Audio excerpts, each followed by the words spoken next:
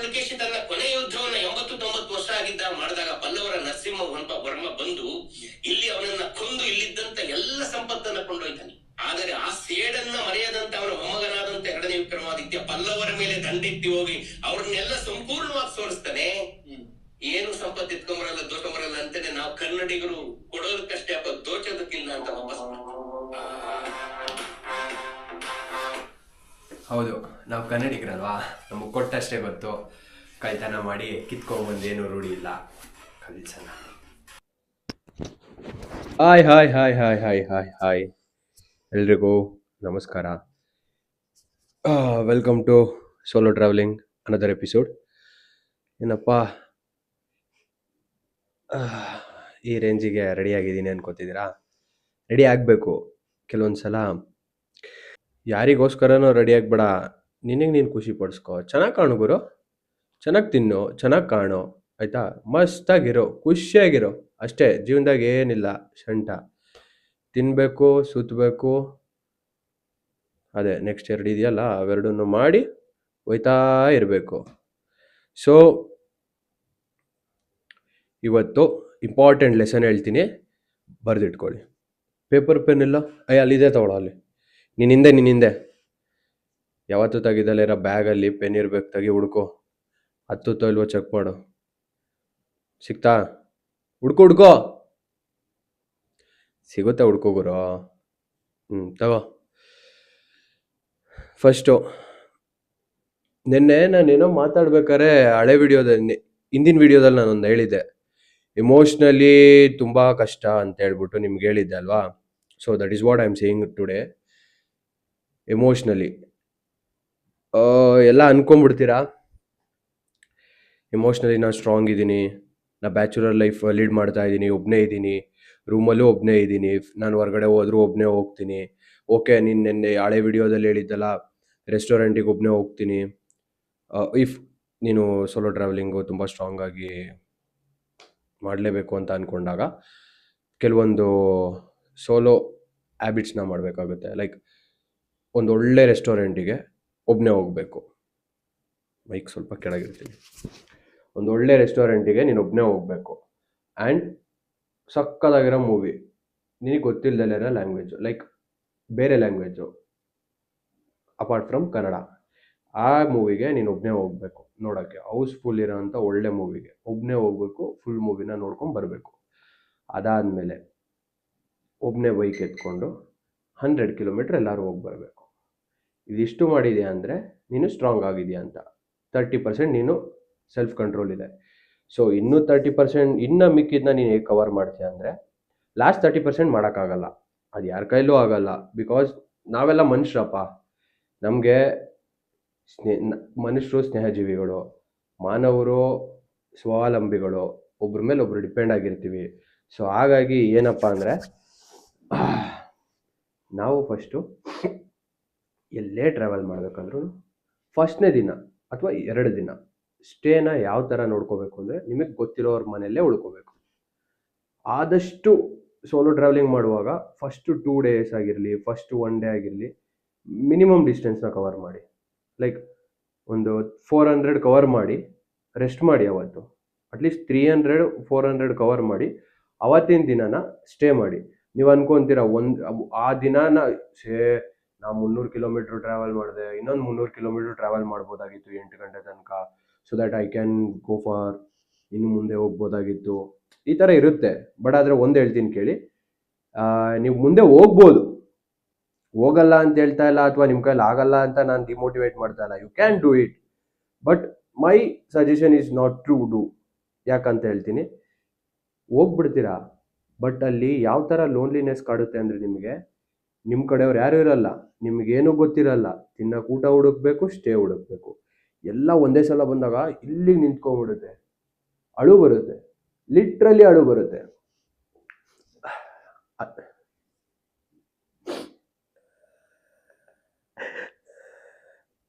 ಈ ಥರ ಅಳಬೇಕಾಗುತ್ತೆ ಒಬ್ಬನೇ ಕೂತ್ಕೊಂಡು. ಅದನ್ನು ಬಿಟ್ಟು ಅಮಿಕ್ಕೆಂದು ನೀಟಾಗೆ ಯಾರ್ದಾರು ಮನೆಗೆ ಹೋಗಿ ಸ್ಟೇ ಮಾಡಿ. ಫ್ರೆಂಡ್ಸು ತುಂಬ ಜನ ಇರ್ತಾರೆ. ನೀವು ಬೆಂಗಳೂರಲ್ಲಿ ಸ್ಟೇ ಮಾಡ್ತಿದ್ದೀರೋ, ಮೈಸೂರಲ್ಲಿ ಸ್ಟೇ ಮಾಡ್ತಿದ್ದೀರೋ, ಇಲ್ಲ ಧಾರವಾಡ, ಹುಬ್ಬಳ್ಳಿ, ಬಿಜಾಪುರ, ಹಾಸನ, ಬೆಳಗಾವಿ, ಮಂಗಳೂರು, ಚಾಮರಾಜನಗರ, ಮಂಡ್ಯ, ಕೆಲವೊಂದಿದೆ. ಇನ್ಯಾವುದಾದ್ರು ಡಿಸ್ಟಿಕ್ ಹೇಳಿಲ್ಲ ಅಂತ ಹೇಳ್ಬಿಟ್ಟು ಕೋಪ ಮಾಡ್ಕೋಬೇಡಿ. ನಮ್ಮ ತುಮಕೂರು, ಇನ್ನೂ ಇದ್ದಾವೆ, ದಾವಣಗೆರೆ, ಹಾವೇರಿ, ವಿಜಯಪುರ, ವಿಜಯನಗರ, ಹೇಳ್ತಾ ಹೋದರೆ ಫುಲ್ಲು ಹೇಳ್ಬೇಕಾಗುತ್ತೆ ಕರ್ನಾಟಕದಲ್ಲಿರೋದು. ನೀವು ಯಾವ ಊರಲ್ಲಾದರೂ ಇರಿ, ನಿಮ್ಮ ಮನೆ ಬಿಟ್ಟು ನೀವು ಹೊರಗಡೆ ಹೋಗ್ತಾ ಇದ್ದೀರಾ ಸೋಲೋ ಅಂದಾಗ ದಯವಿಟ್ಟು ನೆಕ್ಸ್ಟ್ ವಿತಿನ್ 6 ಅವರ್ ಮಾತ್ರ ಟ್ರಾವೆಲ್ ಮಾಡಿ, ಅದು ನಿಮ್ಗೆ ಗೊತ್ತಿರೋರ ಮನೇಲೇ ಸ್ಟೇ ಮಾಡಿ. ಸೊ ಅದು ನಿಮ್ಮನ್ನ ಬೂಸ್ಟ್ ಮಾಡುತ್ತೆ. ಯಾಕಂದರೆ ನಿಮ್ಮವ್ರು ಒಬ್ರು ಇದ್ದಾರೆ ಅನ್ನೋದೊಂದು ಎನರ್ಜಿ ಇರುತ್ತೆ. ಸೊ ಅವ್ರ ಜೊತೆ ನೀವು ಸ್ವಲ್ಪ ಟೈಮ್ ಸ್ಪೆಂಡ್ ಮಾಡ್ತೀರಾ. ನೀವು ಒಂದು ರೈಡಲ್ಲಿ ಅಷ್ಟು 6 ಅವರ್ ಟ್ರಾವೆಲ್ ಮಾಡಿರೋದು ನೀವು ಒಬ್ಬಂಟಿತನನ ಓವರ್ಕಮ್ ಮಾಡ್ಬೋದು. ಅದನ್ನ ಮೆಟ್ಟಿ ನಿಂತು ಮುಂದೆ ಹೋಗ್ಬೋದು. ಆಯ್ತಾ? ಆದಷ್ಟು ಕನ್ನಡ ಪದಗಳನ್ನ ಬಳಸೋಕ್ಕೆ ಪ್ರಯತ್ನ ಮಾಡ್ತೀನಿ. ಹೆಚ್ಚೆಚ್ಚು ಆಂಗ್ಲ ಪದಗಳನ್ನು ಬಳಸುವಿಕೆಯನ್ನು ಕಡಿಮೆ ಮಾಡೋಣ ಅಂತ ಅಂದ್ಕೊಂಡಿದ್ದೀನಿ. ಮೊನ್ನೆ ಒಂದು ವಿಡಿಯೋ ನೋಡ್ತಾ ಇದ್ದೆ ರೀಲ್ಸಲ್ಲಿ, ಅವ್ರು ಹೇಳಿದ್ರು ಆದಷ್ಟು ನಮ್ಮ ಡೈಲಿ ಜೀವನದಲ್ಲಿ ಒಂದು ಲೇಡಿ ಹೇಳಿದ್ದು, ಲೇಡಿ ಅಂದರೆ ವಯಸ್ಸಾದವರು ಅಂತಲ್ಲ, ಓಕೆ, ಒಂದು ಲೇಡಿ ಹೇಳಿದ್ದೇನಪ್ಪ ಅಂತಂದರೆ, ಇಂಗ್ಲೀಷು ಹೇಗೆ ನಮ್ಮ ದೈನಂದಿನ ಚಟುವಟಿಕೆಗಳಲ್ಲಾಗಿರಲಿ, ದೈನಂದಿನ ಮಾತುಕತೆಗಳಲ್ಲಾಗಿರಲಿ ಬೆರೆತೋಗ್ಬಿಟ್ಟಿದೆ ಅಂದರೆ ನಿಮಗೆ ಗೊತ್ತೇ ಆಗಲ್ಲ. ನೀವು ಆದಷ್ಟು ಕನ್ನಡ ಪದಗಳ ಅರ್ಥನೇ ಗೊತ್ತಿರಲ್ಲ. ಆ ಪದಗಳನ್ನ ನೀವು ಆಂಗ್ಲ ಭಾಷೆಯಲ್ಲಿ ಬಳಸಿ ಕನ್ನಡದಲ್ಲಿ ಆ ಪದಕ್ಕೆ ಏನಂತಾರೆ ಅನ್ನೋದೇ ಮರ್ತೋಗ್ಬಿಟ್ಟಿರ್ತೀರ. ಸೊ ಹಾಗಾಗಿ ನಾನು ಆದಷ್ಟು ಪ್ರಯತ್ನ ಮಾಡ್ತೀನಿ ನನ್ನ ಒಂದು ಈ ಜರ್ನಿನ ಎಕ್ಸ್ಪ್ಲೈನ್ ಮಾಡೋದ್ರಲ್ಲಿ, ಜರ್ನಿನ ನಿಮ್ಮ ಜೊತೆ ಹಂಚ್ಕೊಳ್ಳೋದ್ರಲ್ಲಿ, ಮತ್ತು ನಿಮಗೆ ವಿವರಣೆ ಕೊಡೋದ್ರಲ್ಲಾಗಿರಲಿ, ನಿಮ್ಮನ್ನ ತಯಾರು ಮಾಡೋದ್ರಲ್ಲಾಗಿರಲಿ, ನಾನು ಹೆಚ್ಚು ಆಂಗ್ಲ ಪದನ ಬಳಸ್ದಲೇ ಕನ್ನಡ ಪದನ ಬಳಸೋದಕ್ಕೆ ಪ್ರಯತ್ನ ಪಡ್ತಾ ಇದ್ದೀನಿ. ಸೊ ಹಾಗಾಗಿ ಒಂದೇ ವರ್ಡ್ ಹಾಗಾಗಿ ಅಂತ ಕನ್ವರ್ಟ್ ಮಾಡ್ಕೋತಾ ಇದ್ದೀನಿ. ಹಾಗಾಗಿ ನೀವು ಆದಷ್ಟು 600 ಕಿಲೋಮೀಟರ್ಗಳು ಪ್ರಯಾಣ ಮಾಡಿದಾಗ ನೀವು ಯಾವುದಾದ್ರು ಒಂದು ಸ್ನೇಹಿತರ ಮನೆಯಲ್ಲಿ ಉಳ್ಕೊಳ್ಳೋದನ್ನ ನೋಡ್ಕೊಳ್ಳಿ. ಆಯಿತಾ? ಆ್ಯಂಡ್ ನೀವು ಆ ಒಂದು ದಿನನ ಅಲ್ಲೇ ಉಳಿದು ನಿಮ್ಮ ಸ್ನೇಹಿತರ ಜೊತೆ ಸಮಯ ಕಳೀರಿ. ಓಕೆನಾ? ನೆಕ್ಸ್ಟ್ ಬರುತ್ತೆ 2ನೇ ದಿನ. 2ನೇ ದಿನಕ್ಕೆ ಏನು ಪ್ರಿಪೇರ್ ಆಗಬೇಕು, ಏನು ತಯಾರಾಗಬೇಕು ಅಂದರೆ, ಮೊದಲಾಗಿ ಬೇಗ ಎದ್ದೇಳೋದು ಕಲಿ. ಆಯಿತಾ? ಸಮಯ ತುಂಬ ಇಂಪಾರ್ಟೆಂಟ್. ಎಷ್ಟು ಬೇಗ ಎದ್ದೇಳ್ತೀರೋ ಅಷ್ಟು ನಿಮಗೆ ಒಂದು ಲಾಭ. ಯಾಕೆ ಅಂತಲೂ ಹೇಳ್ತೀನಿ. ಬೆಳಗ್ಗೆ 4 ಗಂಟೆಗೆ ಎದ್ದೇಳ್ತೀರಾ, ಮುಂಜಾನೆ 4 ಗಂಟೆಯಿಂದ ನಿಮಗೆ ಸಂಜೆ 4 ಗಂಟೆವರೆಗೂ 12 ಗಂಟೆ ಸಮಯ ಇರುತ್ತೆ. ಈ 12 ಗಂಟೆ ಸಮಯದಲ್ಲಿ 1 ಗಂಟೆ ತಿಂಡಿಗೆ, 1 ಗಂಟೆ ಊಟಕ್ಕೆ, ಮಧ್ಯದಲ್ಲಿ 2 ಗಂಟೆ ಅಂತ ಬಿಟ್ರು 4 ಗಂಟೆ ತೆಗೀರಿ. ಸೊ 12 ಗಂಟೆಯಲ್ಲಿ 4 ಗಂಟೆ ತೆಗೆದ್ರು 8 ಗಂಟೆ ನೀವು ಪ್ರಯಾಣ ಮಾಡ್ಬೋದು. ಸೊ 8 ಗಂಟೆ ಪ್ರಯಾಣ ಮಾಡ್ತಾ ಇದ್ದೀರಾ ಅಂದರೆ ಗಂಟೆಗೆ ನೀವು ಕಮ್ಮಿ ಅಂದ್ರೂ 70 ಕಿಲೋಮೀಟರ್ ಹೋಗ್ತೀರಾ ಅಂದ್ರೂ ಗಂಟೆಗೆ 8 ಗಂಟೆಗೆ 540 ಕಿಲೋಮೀಟರ್ಗಳು ಪ್ರಯಾಣ ಮಾಡ್ಬೋದು. ಸೊ ಹಾಗಾಗಿ ಹೆಚ್ಚು ಬೇಗ ಮನೆನ ಬಿಡೋದನ್ನ ಕಲೀರಿ. ಕೂತಿದ್ದ ಜಾಗದಿಂದ ಎದ್ದು ಮನೆ ಬಿಡೋದನ್ನ ಕಲೀರಿ. ಸೊ ನೆಕ್ಸ್ಟ್ ಬರುತ್ತೆ 2ನೇದು. ನೀವು ಬ್ಯಾಕ್ ಪ್ಯಾಕು ಆದಷ್ಟು ಮಿನಿಮಲ್. 1ನೇದು 2ನೇದು ಅಂತ ಕನ್ಫ್ಯೂಸ್ ಆಗ್ತಾ ಇರ್ತೀನಿ, ತಲೆ ಕೆಡಿಸ್ಕೋಬೇಡಿ. ಬರ್ಕೊಳ್ಳೋದನ್ನ ನೀವು ನೀಟಾಗಿ ಬರ್ಕೊಳ್ಳಿ. ಓಕೆನಾ? ನಾನು ಲಿಸ್ಟ್ ಕೂಡ ಕೊಡ್ತೀನಿ ಡಿಸ್ಕ್ರಿಪ್ಷನಲ್ಲಿ. ಆ್ಯಂಡ್ ದೆನ್ ಅದ್ರ ಜೊತೆಗೆ ಯೂಟ್ಯೂಬಲ್ಲಿ ನಾನು ಹಾಕುವಾಗ ಅದ್ರ ಕೆಳಗಡೆನೂ ಕೊಟ್ಟಿರ್ತೀನಿ.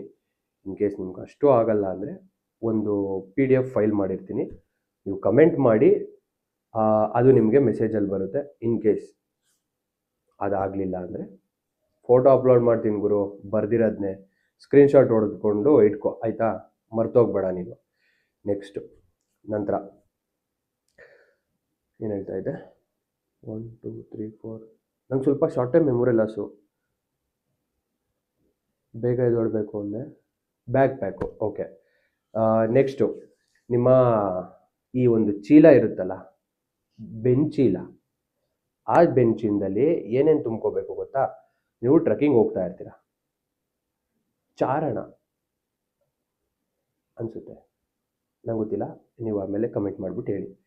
ಚಾರಣ ಹೋಗುವಾಗ, ದಟ್ ಈಸ್ ವಾಟ್, ಟ್ರೆಕ್ಕಿಂಗ್ ಹೋಗುವಾಗ ನೀವೇನು ಮಾಡಿ, ಆದಷ್ಟು ಕಡಿಮೆ ವಸ್ತುಗಳನ್ನ ತೊಗೊಂಡು ಹೋಗೋಕ್ಕೆ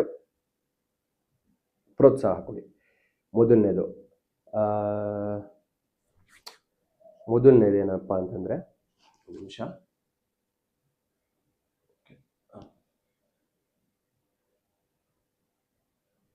ಹಾಂ,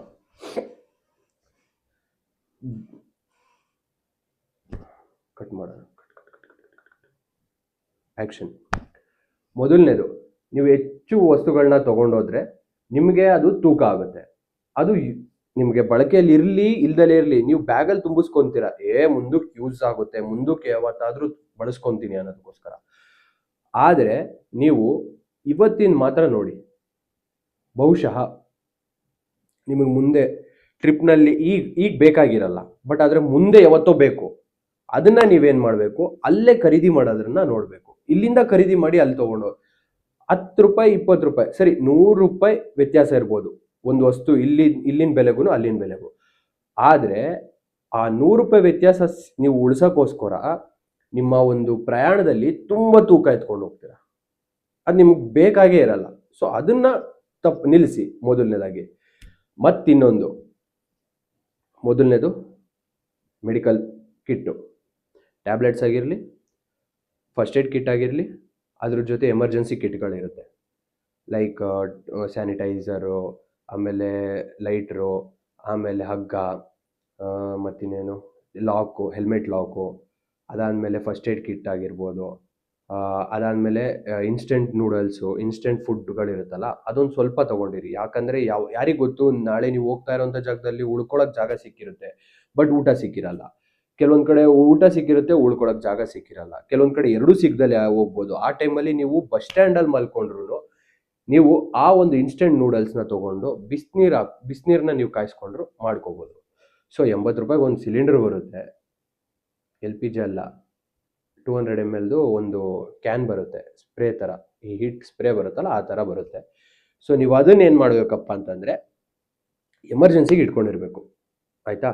ನೆಕ್ಸ್ಟು ಒಂದು ಸಣ್ಣ ಸ್ಟವ್ ಬರುತ್ತೆ, ಸಣ್ಣ ಪಾತ್ರೆಗಳಿರುತ್ತೆ. ಅದಾದಮೇಲೆ ಬಟ್ಟೆ ಎಷ್ಟು ಕಡಿಮೆ ತೊಗೊಂಡು ಹೋಗ್ತೀರೋ ಅಷ್ಟು ಒಳ್ಳೆಯದು. ನೀವು ಸೋಲೋ ಹೋಗ್ತಾ ಇರೋದ್ರಿಂದ ಮೊದಲನೇದು, ನೀವು ಯಾರನ್ನೂ ಮೆಚ್ಚಿಸಲ್ಲ, ಅಲ್ಲಿ ನೀವು ಯಾರನ್ನೂ ಮೆಚ್ಚಿಸ್ಬೇಕಾಗಿಲ್ಲ. ನೀವು ಆದಷ್ಟು ಕಡಿಮೆ ಬಟ್ಟೆಗಳನ್ನ ತೊಗೊಂಡೋಗಿ. ಏನಕ್ಕಪ್ಪ ಅಂತಂದರೆ ನಿಮಗೆ ಬಟ್ಟೆ ಹಾಕೊಳಕ್ಕೆ ಬೇಕೇ ಹೊರತು ಶೋಕಿ ಮಾಡೋಕ್ಕಲ್ಲ. ಹಾಗಾಗಿ ನೀವೇನು ಮಾಡಬೇಕಪ್ಪ ಅಂತಂದರೆ ಒಂದು shorts like 3x4 normal shorts ಒಂದು 2 ತೊಗೊಂಡಿರಿ. ಅದಾದಮೇಲೆ 1 ತೊಗೊಂಡ್ರೇ ಬೆಸ್ಟು, 2 ಅವಶ್ಯಕತೆಯೇ ಇಲ್ಲ ನಿಮಗೆ, 2 ಇರಲಿ ಎಮರ್ಜೆನ್ಸಿ ಅಂತೇಳಿ. ಇನ್ನರ್ ವೇರ್ಸು, ಸೊ 4 ಇನ್ನರ್ ವೇರಾರು ತೊಗೊಂಡಿರಿ. ಯಾಕಂದರೆ ಇನ್ ಕೇಸ್ ಕಂಟಿನ್ಯೂಸ್ 4 ದಿವಸ ಮಳೆ ಬಂತು ಅಂದರೂ ನಿಮಗೆ ಎಕ್ಸ್ಚೇಂಜ್ ಮಾಡಿ ಬದಲಾಯಿಸ್ಕೊಳ್ಳೋದಕ್ಕೆ ಬೇಕಾಗುತ್ತೆ. ಅದಾದಮೇಲೆ ನೆಕ್ಸ್ಟು ಒಂದು ಚೆನ್ನಾಗಿರೋ ಒಂದು ಜೊತೆ ಬಟ್ಟೆ, ಸ್ವೆಟರು, ರೈನ್ ಜಾಕೆಟು, ಬೈಕಲ್ಲಿ ಹೋಗೋದಾದರೆ ಗ್ಲೌಸು, ಇನ್ ಕೇಸ್ ನೀವು ಬೈಕಲ್ಲಿ ಹೋಗ್ತಿಲ್ಲ ಅಂದರೆ ರೈಡಿಂಗ್ ಗ್ಲೌಸ್, ಅದು ಇಲ್ಲ ಅಂದರೆ ನಾರ್ಮಲ್ ಗ್ಲೌಸು. ಅದ್ರ ಜೊತೆಗೆ ಶೂ ಕಂಪಲ್ಸರಿ, ನಾರ್ಮಲ್ ಆಗಿ ಒಂದು ಗ್ರಿಪ್ ಇರೋವಂಥ ಶೂ, ಸೋಲ್ ಚೆನ್ನಾಗಿರಬೇಕು, ಶೂ ಅಲ್ಲಿ ಗ್ರಿಪ್ ಇರಬೇಕು, ಸೋಲ್ ಚೆನ್ನಾಗಿರಬೇಕು, ನಿಮಗೆ ಕಂಫರ್ಟಬಲ್ ಇರಬೇಕು ಅಂಥದ್ದೊಂದು ಶೂ, 1-2 ಜೊತೆ ಸಾಕ್ಸು, 1 ಜೊತೆ ವಾಟರ್ ಪ್ರೂಫ್ ಇರಲಿ, ನೀರು ತಡೆಯೋ ಅಂಥದ್ದು, ಇನ್ನು 2 ನಾರ್ಮಲ್, 1 ಉಲ್ಲನ್ ಸಾಕ್ಸ್ ಇರಲಿ, 1 ನಾರ್ಮಲ್ ಸಾಕ್ಸ್ ಇರಲಿ, 3 ಜೊತೆ ತೊಗೊಳ್ಳಿ. ಇದ್ರ ಜೊತೆಗೆ ಪಾಲಿಥಿನ್ ಬ್ಯಾಗ್ಸು, ಪ್ಲಾಸ್ಟಿಕ್ ಬ್ಯಾಗ್ಸು, ಒಂದು 10 ಪ್ಲಾಸ್ಟಿಕ್ ಬ್ಯಾಗ್ಸ್ ಇಟ್ಕೊಂಡಿರಿ, ಯಾವುದಕ್ಕೂ ಎಮರ್ಜೆನ್ಸಿಗೆ, ಓಕೆನಾ. ನೆಕ್ಸ್ಟು ಇದನ್ನೆಲ್ಲ ಒಂದು ಒಳ್ಳೆ ಕ್ವಾಲಿಟಿ ಇರೋಂಥ ಒಂದು ಒಳ್ಳೆ ಟ್ರೆಕ್ಕಿಂಗ್ ಬ್ಯಾಗ್ ತೊಗೊಳ್ಳಿ, ಇದೆಲ್ಲನೂ ಇಟ್ಕೊಳಕ್ಕೆ. ನೀವೆಲ್ಲನೂ ನೀವು 50,000 ರೂಪಾಯಿ ಟ್ರಾವೆಲಿಂಗಿಗೆ ಖರ್ಚು ಮಾಡೋದನ್ನ 6ರಿಂದ 10,000 ರೂಪಾಯಿ ಒಳಗಡೆ, 6ರಿಂದ 10,000 ರೂಪಾಯಿ ಒಳಗಡೆ ಒಂದು ಒಳ್ಳೆ ಟ್ರೆಕ್ಕಿಂಗ್ ಬ್ಯಾಗ್ ಸಿಗ್ತದೆ, ಆಯಿತಾ. ಅದನ್ನು ತೊಗೊಳಕ್ಕೆ ಪ್ರಿಫರ್ ಮಾಡಿ. ಯಾಕಂದರೆ ಟ್ರೆಕ್ಕಿಂಗ್ ಬ್ಯಾಗ್ನ ನೀವು ಹಾಕ್ಕೊಂಡಿರ್ತೀರಲ್ಲ, ತುಂಬ ಕಷ್ಟ ಆಗುತ್ತೆ. ಇನ್ ಕೇಸ್ ನೀವು ಇದು ಬೆಟ್ಟ ಹತ್ತುತ್ತಾ ಇರ್ತೀರಾ, ಇಲ್ಲ ಅಂದರೆ ಕಾಡೊಳಗಡೆ ಹೋಗ್ತಾ ಇರ್ತೀರಾ, ಇನ್ ಕೇಸ್ ಅದನ್ನು ಟೈಮ್ ಮಾಡಬೇಕೆಲ್ಲೋ ಒಂದು ಕಡೆ, ತುಂಬ ಕಷ್ಟ ಆಗುತ್ತೆ ನಿಮಗೆ. ಯಾಕಂದರೆ ಅದು ನಿಮ್ಮ ಬೆನ್ನ ಮೇಲೆ ಇರೋದ್ರಿಂದ ಬೆನ್ನಿಗೆ ತುಂಬ ಪ್ರಾಬ್ಲಮ್ ಆಗುತ್ತೆ, ನಿದ್ದೆ ಮಾಡೋಕ್ಕಾಗಲ್ಲ. ಬೆನ್ನು ನೋವಾಯಿತು ಅಂದರೆ ನಿಮ್ಮ ಜರ್ನಿ ತುಂಬ ಪೇಯ್ನ್ ಆಗುತ್ತೆ, ನೀವು ಮಧ್ಯದಲ್ಲಿ ಬಿಟ್ಟು ಬರಬೇಕಾಗುತ್ತೆ, ಮೆಡಿಕಲ್ ಫೆಸಿಲಿಟಿ ಸಿಗಲ್ಲ. ಸೊ ಆರೋಗ್ಯ ಹಾಳು ಮಾಡ್ಕೊಳ್ಳೋದ್ಕಿಂತ ನೀಟಾಗಿ ಹೋಗಿ ಸೇಫಾಗಿ ಬರಬೇಕು. ಅದಕ್ಕೋಸ್ಕರ ನಾನು ಹೇಳ್ತಾ ಇರೋದು, ಒಳ್ಳೆ ಟ್ರೆಕ್ಕಿಂಗ್ ಬ್ಯಾಗ್ ಇಟ್ಕೊಳ್ಳಿ, ಒಳ್ಳೆ ಶೂ ಇಟ್ಕೊಳ್ಳಿ, ಬಟ್ಟೆ ಕ್ವಾಲಿಟಿ ತೊಗೊಳ್ಳಿ. One time investment. ಮೊದಲನೇದು ಹೇಳ್ತೀನಿ, ಫಸ್ಟ್ ಟೈಮ್ ಟ್ರೆಕ್ಕಿಂಗ್ ಹೋಗೋರಿಗೆ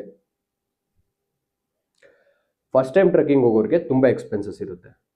ಸೋಲೋ ಹೋಗೋರ್ಗಾದ್ರೂ ಸರಿ, ಗ್ರೂಪಲ್ಲಿ ಹೋಗೋರ್ಗಾದ್ರೂ ಸರಿ, ಯಾರಿಗೆ ಆದರೂ ಸರಿ ಎಕ್ಸ್ಪೆನ್ಸಸ್ ಜಾಸ್ತಿ ಇರುತ್ತೆ. ಲೈಕ್ ಹೇಗೆ ಅಂದರೆ, ಟ್ರೆಕ್ಕಿಂಗ್ ಬ್ಯಾಗ್ ತೊಗೊಬೇಕು, ರೈಡಿಂಗ್ ಜಾಕೆಟ್ಸ್ ತೊಗೋಬೇಕು, ರೈಡಿಂಗ್ ಗೇರ್ಸ್ ತೊಗೋಬೇಕು, ಹೆಲ್ಮೆಟ್ ತೊಗೊಬೇಕು, ಇನ್ ಕೇಸ್ ನಾನು ಮೋಟೋ ವ್ಲಾಗ್ ಮಾಡ್ತೀನಿ ಅಂದರೆ ಕ್ಯಾಮ್ರಾ ತೊಗೋಬೇಕು, ಬ್ಯಾಟ್ರಿ ತೊಗೋಬೇಕು, ಪವರ್ ಬ್ಯಾಂಕ್ ತೊಗೋಬೇಕು, ಕೇಬಲ್ಸ್ ತೊಗೋಬೇಕು, ಆಮೇಲೆ ನಾರ್ಮಲ್ ಸ್ವೆಟರ್ ತೊಗೋಬೇಕು, ರೈನ್ ಕವರ್ ತೊಗೋಬೇಕು, ಶೂ, ಬೂಟು, ಅದಾದಮೇಲೆ ಮಫ್ಲರು, ಮೆಡಿಸಿನ್ನು, ಇದೆಲ್ಲ ತೊಗೋಬೇಕು. ಆಮೇಲೆ ಬೇಸಿಕ್ ಎಮರ್ಜೆನ್ಸಿ ಕಿಟ್ಸ್ ಲೈಕ್ ಒಂದು ನೈಫ್ ತೊಗೋಬೇಕು, ಲೈಟ್ರ್ ತೊಗೋಬೇಕು, ಅಡುಗೆ ಸಾಮಾನು ತೊಗೋಬೇಕು, ಅಡುಗೆ ಪಾತ್ರೆ ಆಗಿರಲಿ, ಸ್ಟವ್ ಆಗಿರಲಿ, ಸಣ್ಣ ಸಣ್ಣ ಡಿಶಸ್ ಬರುತ್ತೆ ಅದನ್ನೆಲ್ಲ ತೊಗೋಬೇಕು.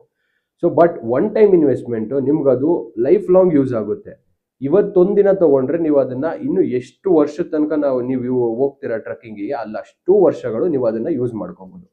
ಸೊ ಹಾಗಾಗಿ ನಾನು ಹೇಳ್ತಾ ಇರೋದು, ಕ್ವಾಲಿಟಿ ತೊಗೊಳ್ಳಿ.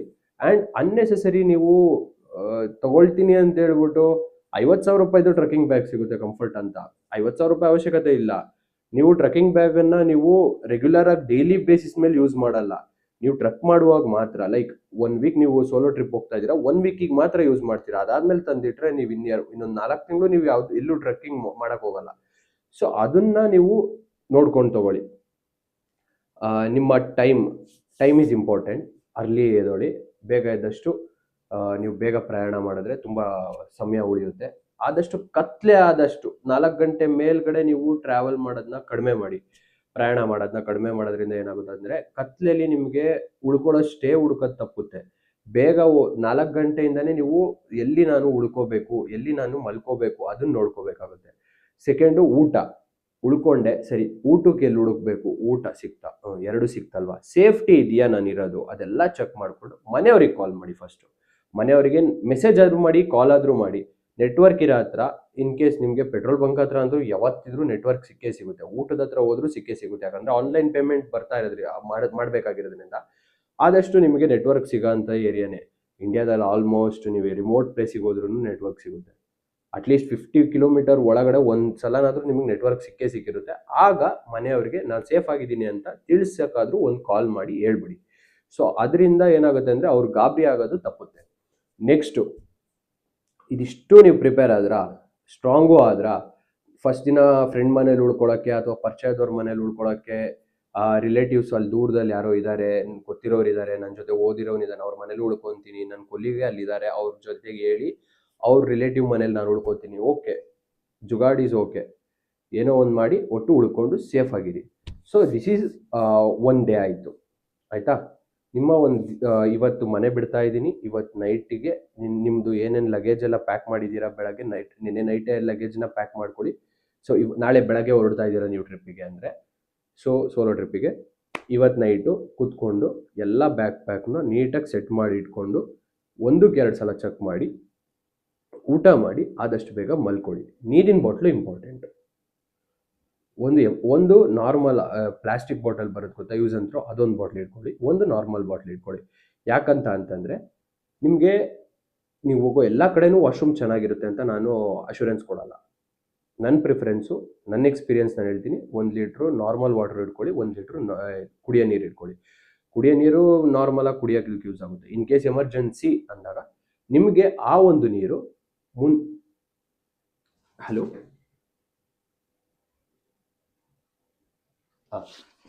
ನಿಮಗೆ ಆ 1 ಲೀಟ್ರು ನೀರು ಇದೆಯಲ್ಲ, ಅದು ನಿಮಗೆ ಎಲ್ಲಿ ಯೂಸ್ ಆಗುತ್ತಪ್ಪ ಅಂತಂದರೆ, ಟಾಯ್ಲೆಟಿಗೆ ಹೋಗೋಕ್ಕೆ ಯೂಸ್ ಆಗ್ಬೋದು.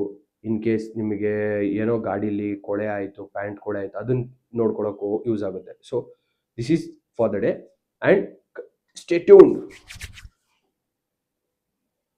ಓಕೆ, ಇಷ್ಟು ಹೇಳಬೇಕು. ನೆಕ್ಸ್ಟು ನನ್ನ ಟ್ರಿಪ್ನ ಒಂದೊಂದೇ ಡೇನು ನಾನು ನಿಮಗೆ ಎಕ್ಸ್ಪ್ಲೈನ್ ಮಾಡಿ ಹೇಳ್ತೀನಿ. ಜೊತೆಗೆ ಮಧ್ಯದಲ್ಲಿ ನನ್ನ ಎಕ್ಸ್ಪೀರಿಯನ್ಸ್ನ ಏನಾಯಿತು, ಆ ಒಂದು ಜಾಗದಲ್ಲಿ ಏನು ಕಲ್ತ್ಕೊಂಡೆ, ಏನಿತ್ತು ಅನ್ನೋದನ್ನ ನಾನು ನಿಮ್ಮ ಜೊತೆ ಹಂಚ್ಕೊತಾ ಹೋಗ್ತೀನಿ. ಸೊ ದಯವಿಟ್ಟು ಶೇರ್ ಮಾಡಿ, ಸಬ್ಸ್ಕ್ರೈಬ್ ಮಾಡಿ, ಹಾಗೆ ಸಪೋರ್ಟ್ ಮಾಡ್ತಾ ಇರಿ. ನಿಮ್ಮ ಗೊತ್ತಿರೋ ಎಲ್ಲ ಸ್ನೇಹಿತರಾಗಿರ್ಬೋದು, ಸಂಬಂಧಿಕರಾಗಿರ್ಬೋದು, ಸಂಬಂಧಿಕರು, ಅವರಿಗೂ ಈ ವಿಡಿಯೋನ ಶೇರ್ ಮಾಡಿ, ಲೈಕ್ ಮಾಡಿ, ಕಮೆಂಟ್ ಮಾಡಿ. ಎಲ್ರಿಗೂ ಜೈ ಹಿಂದ್, ಜೈ ಭುವನೇಶ್ವರಿ.